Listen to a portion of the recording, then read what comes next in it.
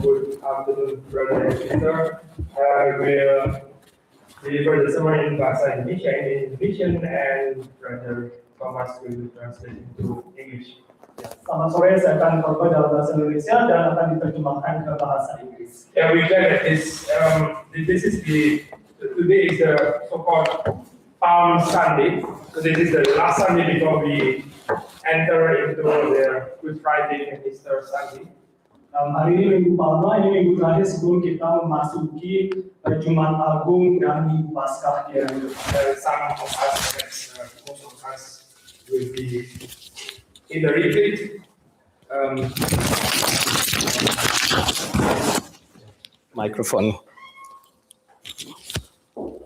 Dan sebagian besar dari kita akan ikut retreat di minggu yang mendatang. Yeah, I want to announce once again that the coming Sunday there will be no service because there is none that's going to prepare everything for the Alfie. So yeah, then either join our retreat in Brandenburg or you might want to visit one of the churches here in Hamburg. Dan satu pengumuman yang perlu diperhatikan karena semua penata layan akan berada di retreat minggu depan, jadi kita tidak mengadakan kebaktian di sini. Semua diundang untuk bisa ikut ke kebaktian di tempat retreat atau ikut kebaktian Paskah di gereja. Well, this is not a common practice in our church actually, but yeah, I'm also a bit surprised that there is no Sunday service next week. But yeah, so next year we're going to have service, I think, despite the retreat. Ini bukan hal yang biasa kita lakukan di gereja kita. Saya sendiri sedikit terkejut juga, tapi ya di minggu setelahnya kita akan kembali melakukan kebaktian secara regular lagi. So let's open our Bible. We are still in the Gospel of Mark, chapter 7. I will read. Yeah, now we switch. We'll read from Mark. Saya baca bahasa Indonesia, ini Markus pasal 7. Markus pasal 7. Mark chapter 7. Ayat 1. Starting with verse 1. Pada suatu kali serombongan orang Farisi dan beberapa ahli Taurat dan Yerusalem datang menemui Yesus. Mereka melihat beberapa orang muridnya makan dengan tangan najis, yaitu dengan tangan yang tidak dibasuh. Sebab orang-orang Farisi seperti orang Yahudi lainnya tidak makan kalau tidak melakukan pembasuhan tangan lebih dahulu. Karena mereka berpegang pada adat istiadat nenek moyang mereka. Dan kalau pulang dari pasar mereka juga tidak makan mereka tidak makan kalau tidak lebih dahulu membersihkan dirinya. Banyak warisan lain lagi yang mereka pegang, umpamanya hal mencuci cawan, kendi, perkakas, tembaga. Karena itu orang-orang Farisi dan ahli-ahli Taurat bertanya kepadanya, mengapa murid-muridmu tidak hidup menurut adat istiadat nenek moyang kita, tetapi makan dengan tangan najis? Jawabnya kepada mereka, benarlah nubuat Yesaya tentang kamu, hai orang-orang munafik, sebab ada tertulis bangsa ini memuliakan aku dengan bibirnya, padahal hatinya jauh daripadaku. Percuma mereka beribadah kepadaku, sedangkan ajaran yang mereka ajarkan adalah perintah manusia. Perintah Allah kamu abaikan untuk berpegang pada adat istiadat manusia. Yesus berkata pula kepada mereka, sungguh pandai kamu mengesampingkan perintah Allah, supaya kamu dapat memelihara adat istiadatmu sendiri. Karena Musa telah berkata, hormatilah ayahmu dan ibumu, dan siapa yang mengutuki ayahnya atau ibunya harus mati. Tetapi kamu berkata, kalau seorang berkata kepada bapaknya atau ibunya, apa yang ada padaku yang dapat digunakan untuk pemeliharaanmu, sudah digunakan untuk korban, yaitu persembahan kepada Allah. Maka kamu tidak membiarkannya lagi berbuat sesuatu pun untuk bapaknya atau ibunya. Dengan demikian firman Allah kamu nyatakan tidak berlaku demi adat istiadat yang kamu ikuti. Banyak hal lain seperti itu yang kamu lakukan. So, kita berdoa. Let's pray. Let us pray. Bapa dalam surga, berkati perenungan hari ini. Our Father in heaven, please bless this meditation today. Kami boleh dengan hati yang tenang, so we come with quiet hearts to you, mengerti apa yang menjadi kehendak Tuhan, to understand your will. Berkati hamba-Mu, berkati Saudara Thomas yang menerjemahkan. Bless your servant, bless the translation. Berkati kami semua yang merenungkan. And bless each one of us who are listening today. Demi Yesus Kristus kami berdoa. In Jesus' name we pray. Amin. Amen. Ya, kita judul khotbah hari ini kan tradisi, ya, tradision dan kemunafikan. The subject of today's sermon is tradition and hypocrisy. Ya, ini tema yang berat ya, Soe. It's a hard subject actually. Tentu kita nggak mengatakan semua tradisi itu pasti otomatis jadi kemunafikan, memang nggak harus sih. Of course, we don't say that every traditions lead to hypocrisy. Tapi kalau sudah baca dalam cerita ini ya, memang that's the case gitu ya.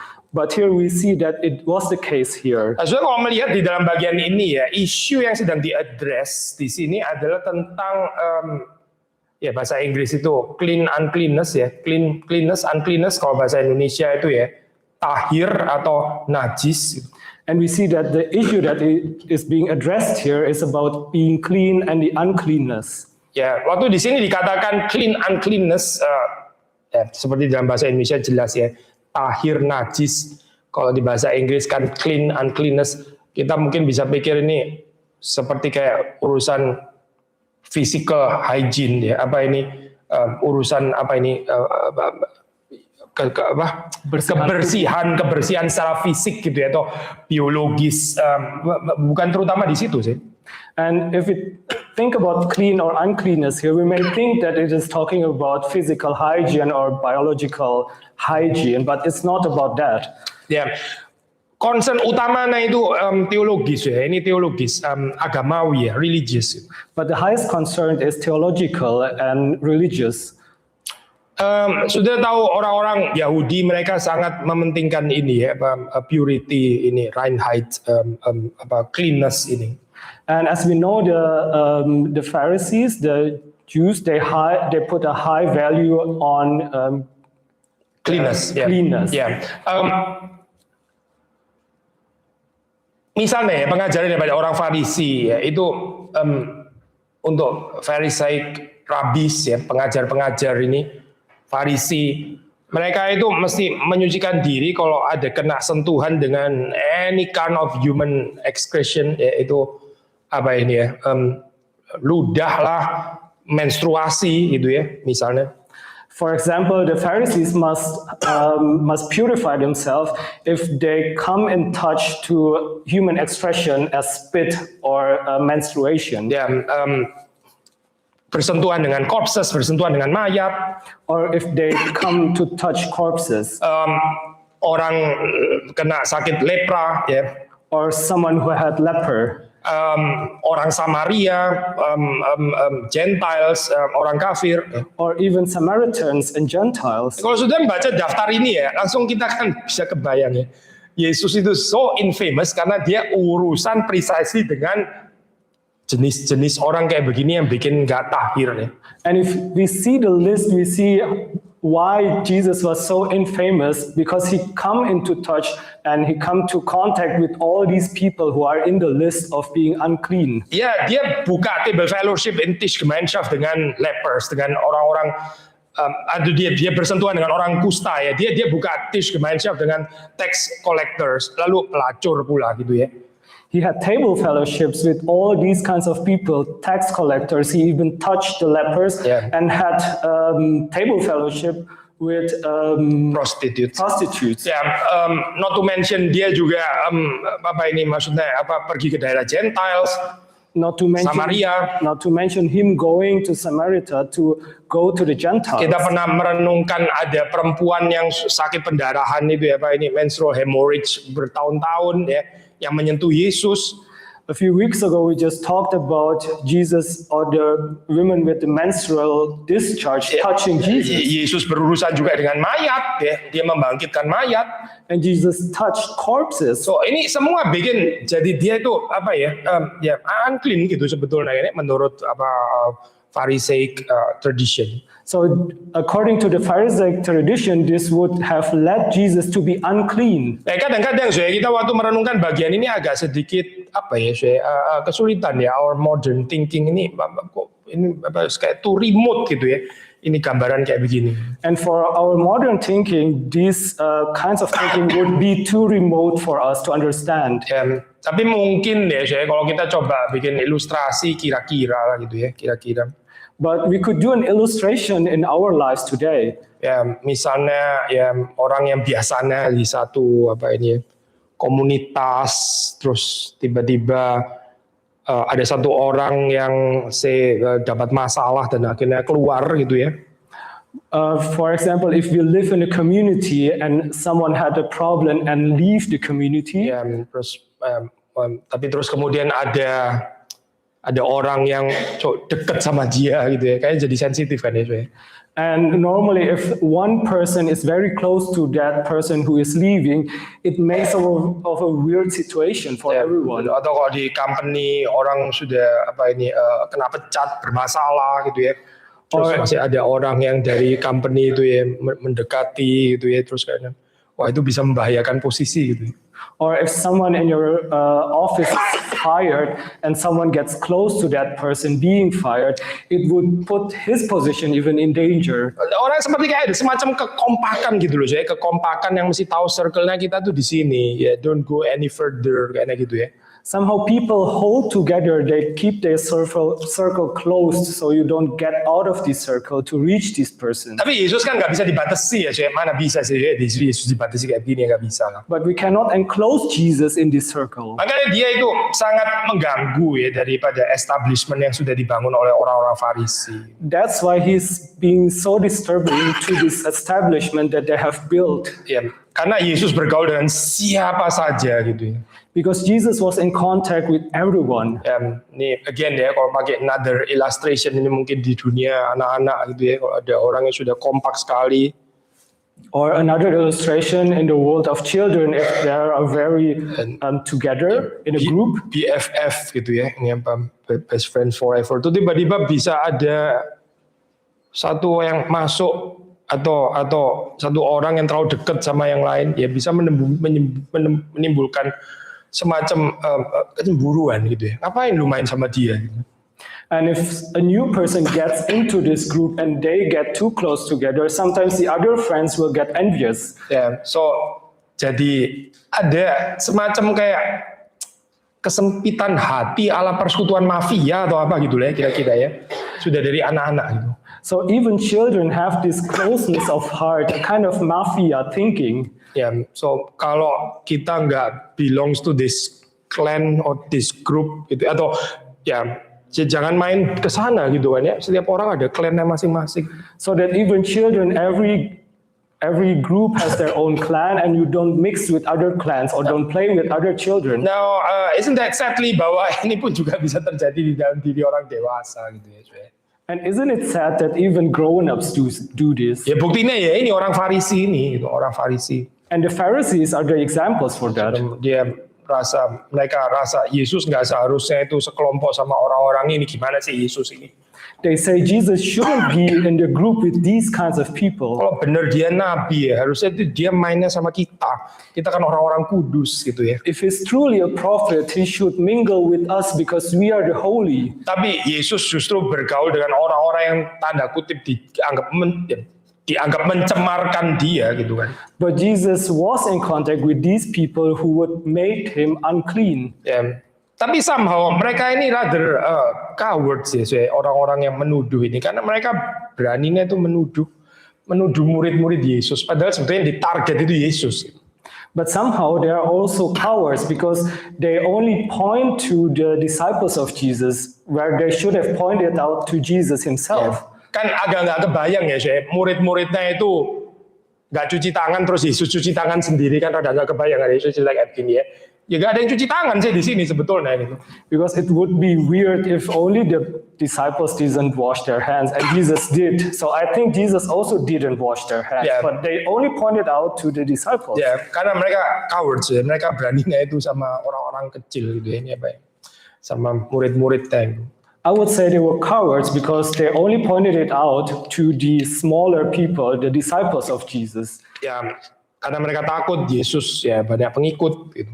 Because they were afraid of Jesus for him having many followers. Jadi mereka cari-cari kesalahan Yesus melalui murid-muridnya gitu ya, untuk hantam Yesus, sebetulnya motivasi mau menghantam Yesus. So they look for wrongdoings of Jesus through his disciples where they actually wanted to persecute Jesus. So isunya yang diangkat sekali lagi ya seputar najis, tahir, cleanness, uncleanness. Gitu. So the issue here is again about cleanness and uncleanness.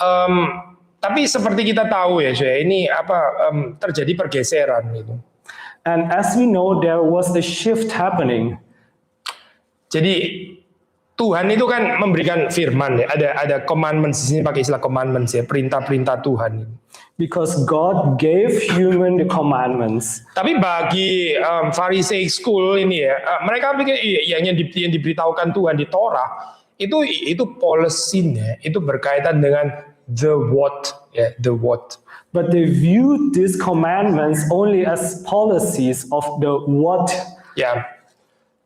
The what itu one thing ya, tapi the how-nya itu gimana gitu maksudnya. Kita aplikasinya how, the how. Nah ini loh, how ini jadi dikembangkan luar biasa rumit saya akhirnya. And the what for them was one thing, but the how they developed by themselves. That's why they made many rules that got more and more complicated. Ya ini yang disebut dengan kemudian ya human traditions. And this is what we call the human traditions. Nah celakanya adalah ini pelan-pelan akhirnya menggeser gravitas, menggeser pusat ya. Pusatnya kan sebetulnya kehendak Tuhan, apa yang difirmankan. Tapi sekarang mulai digantikan dengan tafsiran-tafsiran yang akhirnya menjadi human traditions itu. And woe to us if our attention shifts from God's commandment to these complicated human traditions replacing God's commandments. Kita juga mesti hati-hati ya, saya termasuk juga supaya di gereja nggak kemudian jadi kebiasaan-kebiasaan itu jadi menggantikan apa yang substansial yaitu firman Allah gitu. And we need to be careful also in our church that these traditions our tradition doesn't replace God's commandments and God's will. Ya, perhaps even di reform circle kalau kita nggak hati-hati ya, bisa kayak ada semacam mark gitu ya, ini ciri khas orang reform itu gimana gitu ya, misalnya ya. Nggak tahu lah cara jalannya atau cara apanya gitu ya, macam-macam lah ya, cara makannya atau cara tidurnya atau apa gitu. Terus kemudian itu yang akhirnya pelan-pelan terus kemudian menggantikan the real center, yaitu the word of God yang sudah diberitakan itu. And even in reformed circles, we need to be careful of these because in a reformed church, we kind of develop a mark of reformity, maybe in the way we walk or talk or eat, maybe, to put it into an extreme. But we need to be careful that it doesn't shift the center of God's word and truth. The centernya itu selalu adalah firman Tuhan itu ya, bukan kebiasaan-kebiasaan orang reform itu gimana sih sebetulnya? Because the center needs to stay in God's word, not in our reformed traditions. Karena saya terus terang ya, saya tradisi-tradisi manusia itu bisa kayak menciptakan semacam kebanggaan, kayaknya itu seperti kayak semacam distinctive mark gitu ya, untuk satu komunitas tertentu gitu. Because commonly our tradition also would lead to a certain kind of pride of this tradition that we have as our mark. Kalau Slytherin itu harusnya desainnya gini, kalau Gryffindor itu yang lain dan sebagainya. So once again another. Yeah. Okay, apparently I don't watch that. Sorry. Ya. So masing-masing ada ciri khasnya gitu ya, saya. So every tradition have their own mark. Tapi yang dikatakan Yesus di sini ya, ini kamu ini menggantikan ya, replacing the word of God dengan the so-called human traditions ini gitu. But Jesus is correcting them and telling them that you are replacing God's word and commandments by your traditions. Apa yang terjadi saya di sini itu ya, yang terjadi? And what really happens here actually? Yaitu, saudara perhatikan ya, ini tipikal ya di dalam agama ya, yaitu external observation ya. Ini apa? Ketaatan agamawi, kesalehan yang sifatnya itu eksternal. Gitu. And we need to pay attention here that in religion these external observance. Ya, observance is good term. Ya. Itu dikontraskan dengan ini ya, inward spirituality, dengan apa penghayatannya dari dalam hati. Is contrasted with the inward spirituality. Kita bisa kasih persembahan saya itu gampang sekali gitu ya. Mungkin nggak terlalu gampang-gampang juga. We can give our offering, it's easy for us, or maybe it's not even easy for us. Kita bisa datang ke gereja, itu juga oke sih datang ke gereja gitu ya. We can come to church every Sunday and it's okay for us. Kita bisa ada mungkin apa itu hiasan salib di rumah kita gitu, atau lukisan-lukisan Kristen lah atau apa gitu. We can put up many crosses in our house and many paintings, Christian paintings at our house. Ya, tentu itu nggak harus salah ya saya, tapi itu tetap nggak akan menggantikan kerohaniannya dari dalam hati.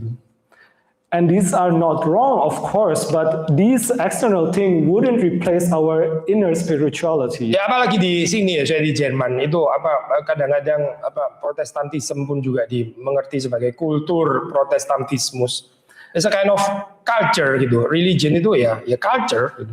Especially in Europe, where Protestantism even is viewed as a religious culture. Saudara, kalau dari Indonesia yang daerah kantong Kristen mungkin sedikit mengerti juga ya bagian ini ya.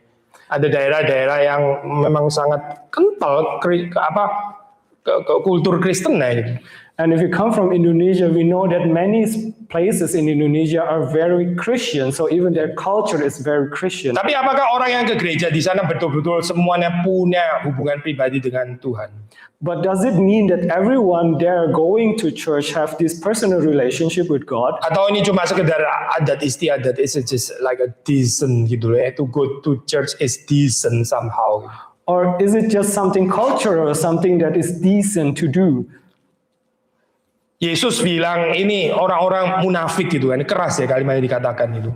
And Jesus tells them here that you're hypocrites, and it's very harsh. So istilah munafik ya, ini apa kemunafikan itu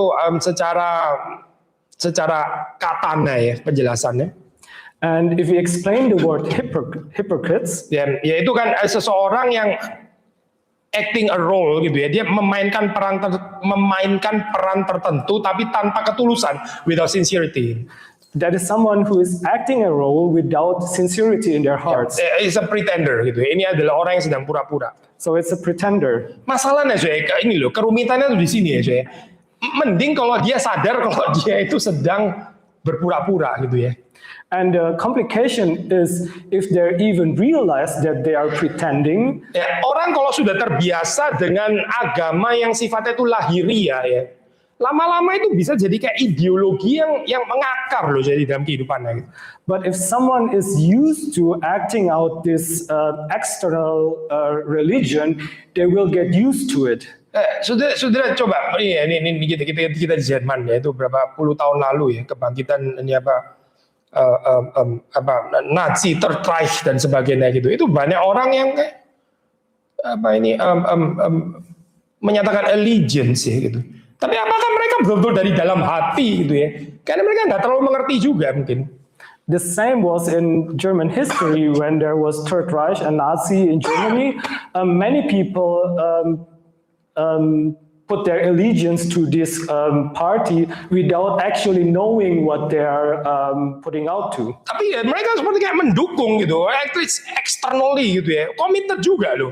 Externally, they support them and are committed to them. Ada certain dedication ya, seperti kalau sekarang sudah masih bisa lihat, ini recent ya, ini Korea Utara gitu ya.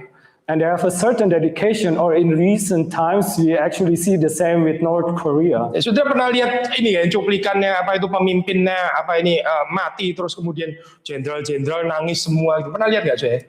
Maybe you have viewed this clip when the great general died and everyone was crying. Kadang pikir itu dia nangis itu kalau nggak nangis bahaya gitu ya saya. Yang nggak nangis lu akan nangis seumur hidup, kayaknya lu better nangis sekarang berapa menit ini gitu kali ya. We kind of know that they are forced to cry there because if they don't, they will cry their whole life. Saya kadang-kadang pikir sini bisa nangis pakai caranya apa gimana? Jangan-jangan mereka pakai tawon di dalam apa itu, ditaruh di dalam celana gitu ya supaya dientuk terus akhirnya benar-benar sakit dan nangis akhirnya gitu ya. Mendingan kena gitu daripada nggak bisa nangis. Sorry contohnya Indonesia.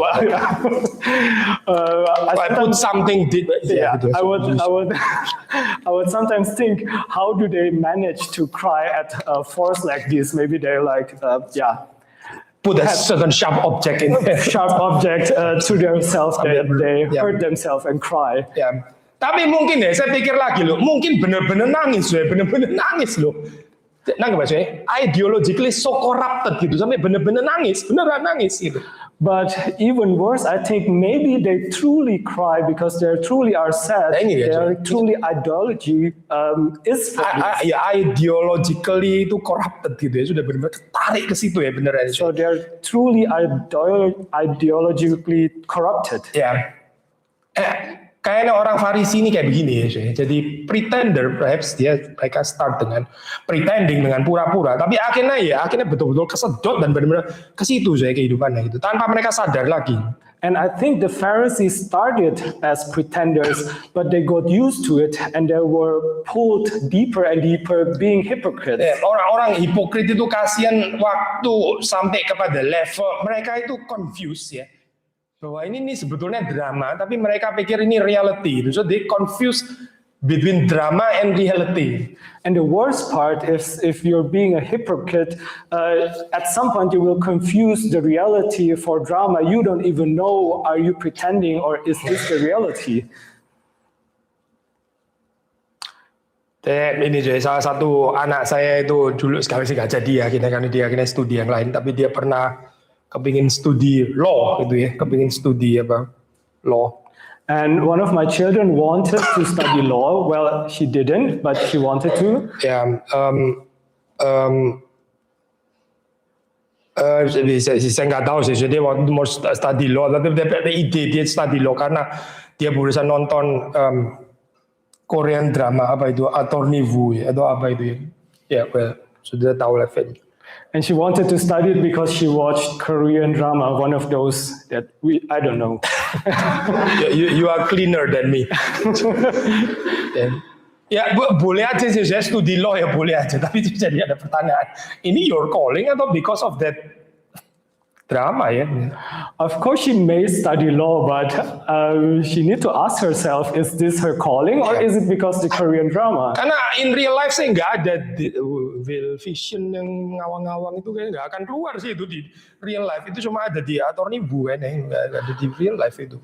Because these things we see in the movie wouldn't be real in real life, they wouldn't be there. Ya akhirnya dia nggak studi itu ya, berarti kan memang bukan dia punya calling. Bersyukur juga ya nggak kesedot oleh the narrative of Korean drama. So she realized it wasn't her calling, so we were happy about that she wasn't sucked into this Korean drama reality. Ya, alangkah bahayanya ya, saya kalau orang itu confused between drama and reality gitu, lalu dia nggak bisa bedain lagi, padahal ini sebetulnya drama. How dangerous it is for someone who confuse reality for drama or Korean drama. Kayak orang-orang yang sudah show blind allegiance itu ya, saya sudah nggak sadar lagi bahwa mereka ini sudah dicuci otak dan nggak sadar, mereka pikir mereka do it sincerely gitu. Like someone who showed this blind allegiance and they don't realize that they have been brainwashed to follow this. Lebih celaka lagi sudah mereka sakit, mereka ngajak orang-orang lain sakit kayak mereka gitu misalnya. Even worse, they're being in this sick position and inviting people to follow them also. Ya, Yesus itu ditarik supaya ikut main drama seperti mereka gitu. They wanted to pull Jesus into their drama reality. Ya, ini loh saya, ini pergumulan hidup di dalam dunia kan kayak begini ya saya. And this is sometimes the reality in our lives. Ya, saudara, kita berurusan dengan all kind of corruption in this world gitu ya, dan mereka yang sudah biasa dengan corruption itu menarik orang-orang yang waras ya untuk ikut corrupted bersama dengan mereka. That is the new sanity gitu. Jadi the new sanity is being corrupted gitu. So we live in this corrupted world, and people living in this corrupted world, they want to pull in people who are sane to live like them, which is insane actually. Tapi tentu Yesus nggak bisa diseret ke sana gitu. Yesus expose ya ini apa? Yesus mau membawa mereka kepada pengenalan diri yang sesungguhnya. But of course they couldn't pull in Jesus into this reality, but Jesus exposed them. Yesus tertarik bukan dengan keagamaan lahiria, karena lahiria itu ya cuma sebatas luar ya. Because Jesus isn't interested in this bodily or external religiosity. Dia tertarik dengan hati saudara dan saya. Jesus is interested in our hearts. Makanya di sini dia kutip Yesaya. That's why he cited Isaiah here. Ya, Yesaya menulis perkataan Tuhan. Bangsa ini memuliakan aku dengan bibirnya, padahal hatinya jauh daripadaku. Isaiah wrote down God's word. These people honor me with their lips, but their heart is far from me. Orang ini religius ya, agamawi, mungkin juga datang ke gereja. These people are very religious. They may go to church. Tapi kedatangannya pun juga eksternal, itu external observance itu. But even their coming to church is only an external observance. Hatinya jauh daripada Tuhan. Their hearts are far away from God. Yesus bilang, percuma mereka beribadah kepadaku, mengutip perkataan Tuhan yang dicatat oleh Yesaya. Percuma mereka beribadah kepadaku. Jesus says, in vain do they worship me. Ajaran yang mereka ajarkan itu bukan perintah Tuhan, itu perintah manusia. The teaching as doctrine the commandments of men. Coba kasih contoh kan ya di sini. Ini Yesus memberi contoh. And here Jesus is giving us an example. Misalnya ya saya ini loh, hormatilah ayahmu dan ibumu. Itu kan 10 commandments ya. Itu yang realnya itu di situ kan ya. And Jesus giving here the example to honor your father and your mother. This is the real commandment. Saudara, kalau sudah masih ingat kita pernah ini ya saya membahas apa Exodus termasuk 10 perintah Allah ini. And we have talked about Exodus and the 10 commandments before. Ini by the way saya ini bukan kebudayaan timur ya saya menghormati ayah dan ibu, ini ajaran Alkitab. And by the way, we know that honoring your father and mother is not just an Eastern tradition. This is the teaching of the Bible. Orang Israel itu berbeda dengan bangsa-bangsa lain. Salah satunya kan mereka itu menghormati ayah dan ibunya. And the Israelites were different than any other people during that time because they honored their mother and their father. Banyak bangsa ya di sekeliling Israel pada saat itu kalau orang tuanya sudah menjadi tua, ya sudah dong, maksudnya ya nggak berguna lagi kan, sudah nggak produktif kan. In other nation, they would discard their parents if they get too old because they are of no use for them. Ya sudah tinggal sendiri aja, cuma bisa jadi beban, sudah nggak bisa berguna lagi kan. They leave them out because they only put difficulties in their own lives. Di dunia kita ini memang benar-benar jahat ya, saya. Kita itu dihargai hanya kalau kita masih berguna. And this world we are living is so evil that they only view you if you are useful for someone. Saya di Jakarta pernah ada ini saya kesempatan melayani ini ya kaum lansia gitu.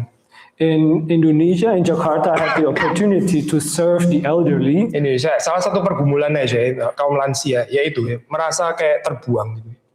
And one of their biggest problem is that they feel discarded. Terus kemudian mungkin ada yang supaya saya nggak terbuang ya saya tahan warisan ya supaya masih dihormati ya gini caranya. Akhirnya sama saja kayak begini. Bukan pakai gospel tapi pakai the power of money. And some of them, they will hold on to their inheritance, so their children must honor them in their high ages. So even they respond with the same way the world would, just using the power for it. Kasihan yang nggak punya uang dong, jadi mereka mesti gimana dong? Benar-benar terbuang loh akhirnya, karena nggak ada yang bisa di trading di sini. So it's sad for those elderly who don't have the means to hold on to their inheritance.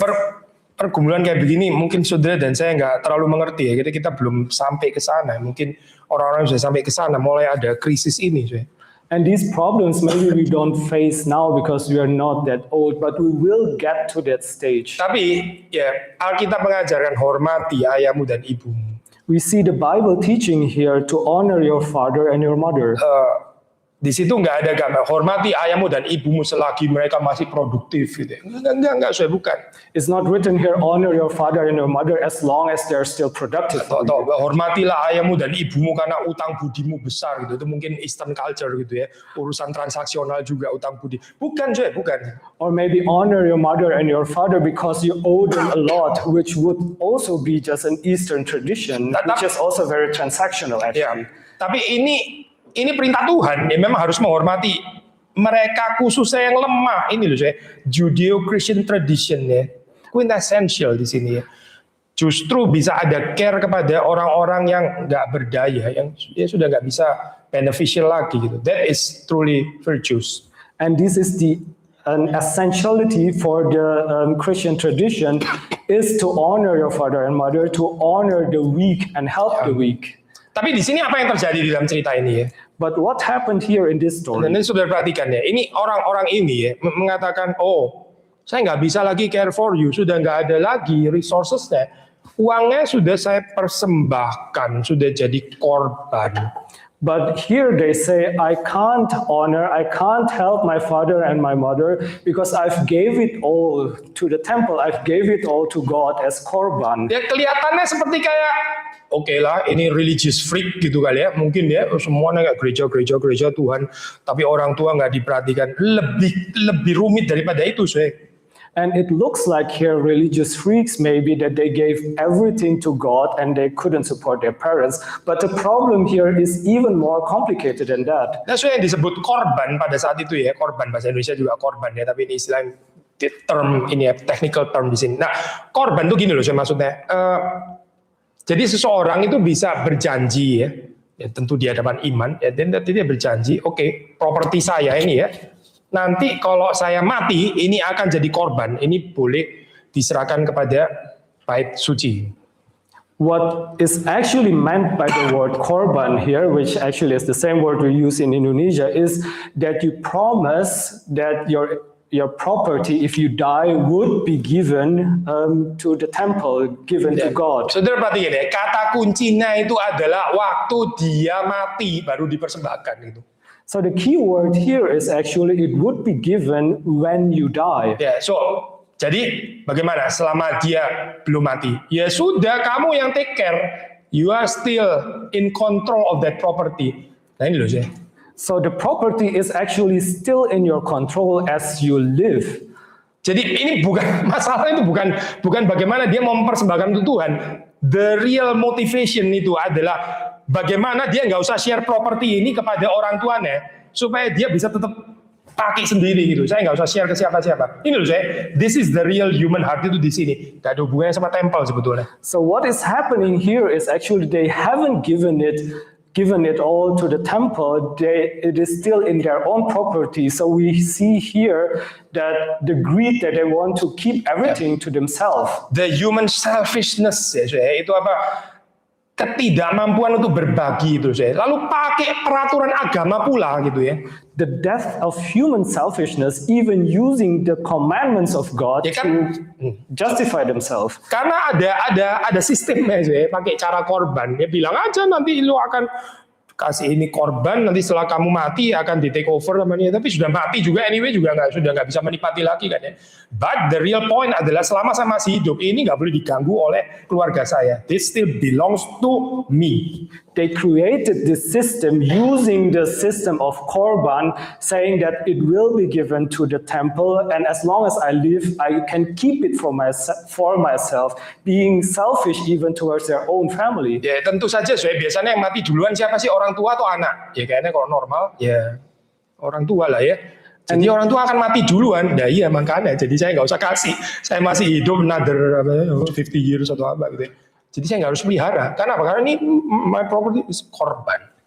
And normally, of course, they would die before their parents die. So in this system, they can keep everything for themselves until they die. They die. Ya ini loh yang dikatakan oleh Yesus ya. Kamu berkata kepada bapamu, ibumu, apa yang ada, ayat 11 ya, apa yang ada padaku, yang dapat digunakan untuk pemeliharaanmu, sekarang jadi nggak ada. Karena sudah digunakan untuk korban, saya sudah pledge ini untuk korban, jadi nggak ada lagi ya, Pak, yuk, baik-baik ya. Nggak tahu lah cara cari uangnya bagaimana, tapi jangan lewat saya, karena ini tuh korban. So this is the thing that Jesus is criticizing. He says, if a man tells his father or his mother, whatever you would have gained from me is korban already. So I can't give it to you, I can't help you. It's already promised as korban, keeping it for myself. Yesus bilang, ya dengan demikian firman Allah, hormati ayahmu dan ibumu, itu jadi nggak berlaku lagi demi adat istiadatmu ini ya, demi sistem korban ini ya. Sebetulnya yang ada pada hatimu itu adalah kamu nggak peduli, ya, kamu merciless terhadap orang tuamu sebenarnya. And Jesus said, by this you are creating a void in the word of God and just showing that you are merciless. Tapi pakai cara, again, peraturan religion gitu ya, untuk justify mercilessness tadi. And using this religious system and religious rule to justify their mercilessness. Dan masih banyak ya kerusakan-kerusakan model seperti ini. Jadi mereka benar-benar tersesat gitu. And this is just one of them. So many other corruptions that they did in their life. Problem di dalam masyarakat itu apa sih? Problem di dalam keluarga ya, problem di gereja, problem di kota. Apa sih sebetulnya? So what is the real problem in the community, in our church, in our family, in our city? The sinful human heart. Problemnya itu selalu di situ saya. Ini loh, the sinful human heart. Hati manusia yang berdosa. The problem is always the sinful human heart. It is the only problem. Makanya kalau Tuhan mau menyelamatkan kita, dia mau memperoleh hati kita, saya, bukan external observance, bukan. So when Jesus saves us, He wants to save our hearts. He doesn't need our external observance. Either Yesus mendapat hati saudara dan saya, atau dia nggak mendapatkannya. Either Jesus gets our heart or He doesn't. Kalau hati kita nggak tertawan oleh Yesus Kristus, ya mungkin kita bisa menggantinya dengan external religiosity itu tadi, saya. And if Jesus doesn't get our hearts, or we don't give Him our hearts, He will only get these external observance. Tapi sebetulnya hati kita tetap jauh dari Tuhan. And our hearts may still be far away from God. Datang ke gereja juga gak menolong apa-apa. Tuhan bilang ini percuma mereka beribadah kepadaku. Then going to church wouldn't help us. Just as Jesus said, it is in vain that they worship me. Karena mereka sebetulnya gak tertarik dengan perintah-perintah Allah. Mereka menggantikannya dengan peraturan-peraturan manusia. Because they are not interested in God's commandment, they replace it by human rules and traditions. Human traditions yang kemudian dipakai untuk menggantikan perintah-perintah Allah yang substansial ini. And they replace God's commandments by these human traditions. External religiosity ya, saya ini apa ketaatan lahiriah itu tiring sih, saya. Itu melelahkan, super tiring. And this external religiosity is very tiring. Sebaliknya Yesus memberikan kepada kita kebebasan sejati ya, dengan mengubah hati kita. But Jesus gives us the true freedom by transforming our hearts. Yesus bilang, kuk yang kupasang ya, itu enak, my yoke is easy. And Jesus said that my yoke is easy. My burden is light. Beban yang daripada itu ringan, so easy and light. So and my burden is light, so it's easy and it's light. Kenapa saya kita tanya? Kenapa easier and lighter? Ya? And why is it easier and lighter? Karena itu keluar dari dalam hati. Yang keluar dari dalam hati itu easier and lighter. Ya? Because it comes out from our heart, so it would be easier and lighter for us. Yang enggak dari dalam hati, yang eksternal, yang lahiriah, ya. Memberikan persembahan lahiriah, datang ke gereja lahiriah. Hopefully bukan ikut retreat lahiriah ya. Kalau lahiriah semua selalu ada keterpaksaan gitu ya, saya. And everything that we only do externally, going to church externally, giving our offering externally, or even going to the retreat externally and forced, it always feels forced and it's always tiring. Sekali lagi saya, Tuhan tuh nggak tertarik dengan this kind of cultural religiosity ini ya, semacam adat istiadat, kultur, religion dan sebagainya. Itu Tuhan nggak tertarik dengan ini, saya. And God is not interested in this religiosity that is cultural and traditional. Kalau Tuhan tertarik sekali lagi, dia tertarik hati saudara dan saya. What God is interested is our heart. Ya, karena Dia juga memberikan hatinya untuk saudara dan saya. Because He also gave His heart to us. Kalau kita nggak memberikan hati kita, ya kita nggak mengerti, saya berarti yang diberikan Kristus bagi kita. And if we don't give our heart in return, we would never understand what He has given to us, His heart. Orang yang mengerti isi hati Allah, ya, saya menyerahkan anaknya sendiri bagi kita. Someone who understands God's heart when He gave His only Son to us. Dia juga akan menyerahkan hatinya bagi Tuhan. Hati. Will also give his heart to God. His heart. Ya, bukan talenta, bakat, uang, sebagian uang, lalu waktu dan sebagainya. Hati. Not just talent, money, or his opportunities. He would give his heart. Kalau Tuhan mendapatkan hati kita, Dia akan mendapatkan semuanya. Pasti Dia akan mendapatkan semuanya. Karena hati kita sudah ada pada Tuhan. And if God gets our heart, He will get everything of us because the heart is the essence. Tapi kalau hati kita bukan pada Tuhan, kita mungkin bisa persembahan, kita bisa datang ke gereja, bisa pelayanan ini dan itu, tapi tetap hatinya itu somewhere else. But if we don't give in our heart, we can do many things for God, but we will be far away from God. Jangan munafik ya, Tuhan itu nggak bisa saudara dan saya kelabui. So don't be a hypocrite because we can't lie to God. Kita bisa pakai topeng di hadapan manusia, mungkin manusia nggak sharp enough untuk bisa membedakan, mungkin saja. We can put out our mask in front of other human beings and they may not recognize our deceit. Tapi Tuhan mungkin nggak tahu kepalsuan itu, nggak mungkin Tuhan nggak tahu saya. But God will always know our falsehood. Mari kita datang kepada Dia ya dengan hati kita. Let us come to God with our hearts. Karena Tuhan sudah terlebih dahulu menyerahkan hatinya bagi kita. Because God has given His heart to us first. Kita masuk dalam doa. Let us now pray. Tuhan, kami bersyukur untuk apa yang kami boleh renungkan. Our Father in heaven, we thank you for the meditation today. Kiranya Roh-Mu yang kudus boleh terus bekerja dalam hati kami. May your Spirit work in our hearts. Sehingga kerohanian kami ini bukan merely external, merely lahiriah. So our spirituality is not merely external and bodily. Tapi kami boleh diubahkan, ada real transformation di dalam hati kami. But we may be truly transformed. Kami bersyukur untuk anugerah Tuhan. We thank you, Father, for your grace. Yang memampukan kami untuk terus bertumbuh di dalam Engkau. That enables us to grow in you. Kiranya Tuhan nolong supaya kami bisa menghayati. May you help us, Father, to meditate. Apa artinya bahwa kuk yang Engkau pasang itu sungguh-sungguh enak dan beban yang daripadamu itu memang ringan. To truly understand and truly believe that the yoke that you have given us is light and the burden is easy. Demi Yesus Kristus kami bersyukur. In Jesus' name we pray. Amin. Amen.